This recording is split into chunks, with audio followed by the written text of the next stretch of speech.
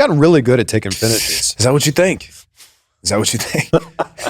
There's got to be like a ultimate like side to this, right? Like you take all the finishes really good, and then now you hit everybody with your finish. Ooh. You know? If you just think of the last few years, it's crazy, right? It's insane. In the ring with The Rock. Yep. In the ring with Stone Cold.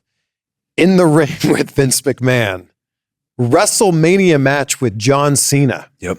Here's the crazy thing. If we rewind it back to 2018 when you're, a kid calling out John Cena, not only are you going to one day have a match with John Cena, it's going to be at WrestleMania.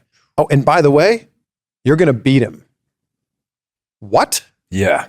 That moment I'll always like just hold super close to me just because looking at it from the outside and not as Austin Theory, just looking at it as like the kid that didn't have his dad around, was bullied, and just to be able to like see this guy grab a mic and like it didn't matter if it was 6 guys against him or 10 guys, like always said what he had to say, stood what he stood for, and like would fight them all and would never quit. And it was like as simple as that message is, right? Because you hear it a lot, like never quit, never give up. But for me, I took it to heart and I was like, that's it. If I don't quit, and part of it too might be, when you look at me along the way of like, because a lot of things add up to why somebody is the way they are. But it's, I don't know, I seen him at a young age and I believed in myself. And I think the never give up thing is definitely a strong part of why I already seen it. Because, well, if I don't quit, how can I not have it? How did everything line up for you guys to have that match at WrestleMania? Well, I remember hearing like hints of it and stuff like that. But ultimately, I remember like showing up and they were like, Cena's coming back and you're going to do a backstage with him. So I did a backstage with him. I had a promo and then he was like, okay, he was like, that's good. But like, what would you say to me? Like, and I think at the time, even too, like going back to the promo me and him did in Boston in the ring, I think just like, I was just kind of having a hard time understanding like exactly where he was coming from and like what he was trying to get out of me. What was he trying to get out of you?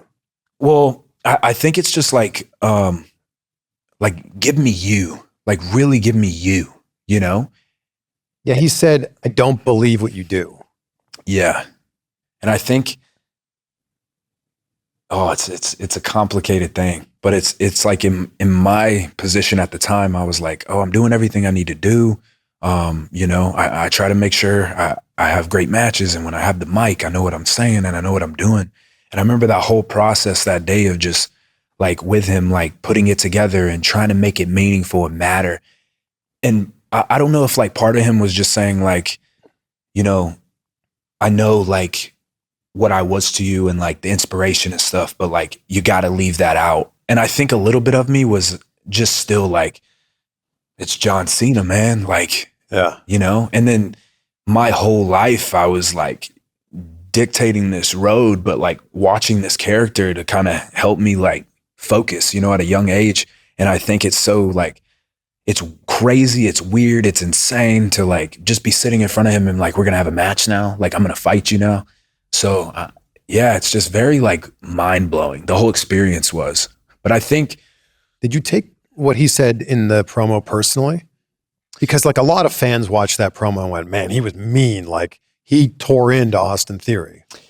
I think like for me, like, cause I've watched it back and I've seen it and some of the things he said and stuff. And I just think it's the character. I think he just wants to see me, and it's like, it's like hard for me to just say exactly what he means. And I kind of see where it is. And if people can kind of pick up on what I'm trying to say, but I think he just sees more of who I really am being displayed in a different way. So is he saying, give me a little bit of an edge? Like you see the words on the piece of paper, but like, make it feel authentic. I remember Cena telling me, he was like, I don't believe that you're arrogant. I don't believe that you're an arrogant guy. And then I'm in a tough spot there, right? Because I'm like, oh man, like, but I'm I'm trying to do the best performance I can, and I'm trying to like do everything that this evil Austin Theory would do, but he's wanting me. He's wanting me. And it's just like, it's just hard to like. It's kind of what he did to The Rock during their WrestleMania matches. Yeah. Like, I feel like he dug in and he was like, I want to get you out of this. Yeah. And that's what we got at WrestleMania 28 and 29. Like, it got heated, right? Because they had a long time to tell that story. Yeah. Yeah. It's one of those experiences though. I think like, I just wish I could slow down time and really like take in everything he said, because even too, man, I'll admit it, like when, cause I have seen his number and like we'll text, and man, I've done it in the past, like go back and just really read what he wrote me, you know, because I feel like with him, it's nothing wasted. He's not going to just write something to say like, good job. And, you know, it's like, it's a detailed message. And I try to go in and like really figure out like where I'm missing at and what is it exactly, you know? I have the same experience because I have his number as well. Yeah. And they're not like one line texts. They're extremely thought out, like cohesive, like thoughts. Like, it's just crazy to me. Yeah. That he's like putting this much time in every. He's John Cena. Yeah. He could be doing anything else. That's true. Except for texting me, you know? I think that's why like he is who he is. Yes. And I don't know anybody like him. You know, I remember like, I remember just talking to him, and as I'm talking to him, like, I know my grind, I know my work ethic, and I know like being that 8-year-old kid that believed in himself and got himself to where he is now. That's hard work. That's dedication. That's every day. But as I'm sitting here, like talking to him and looking at him, I'm like, wow, this is a whole nother mountain of success, you know? But it's just cool to know that like he will give you that insight and he will give you that much detail. But I think it's just of like what you can understand in the time. Because for me, like I said, like it's a lot. There was a lot going on, and the position I'm in and the stuff I'm doing. And I feel like going back to that promo of, you know, things he said, and sure, like in the wrestling world, things are, you know, there's a line between make believe and what's real. But I just think everything he says, there's a meaning behind it. So I don't think anything's wasted. And I just feel like, for me, the way I look at it is like, I just want to be the best I can be. And like, it doesn't matter to me if like I fell in front of a bunch of people, or I have a mic in my hand and I say something wrong, or I mess up a word and stutter, or I'm in the match and I don't know, I roll in and do my drop kick that I've never messed up on, you know, knock on this metal table, but I messed that up. But it's okay. Like, you're going to fail, but will you get better? Will you try to figure out how to, you know, obtain this and accomplish it? And for me, that was a great experience, and it's something that I think about all the time, and I use it in the best way possible. What was putting together the match with him like? Very, very easy. Yeah.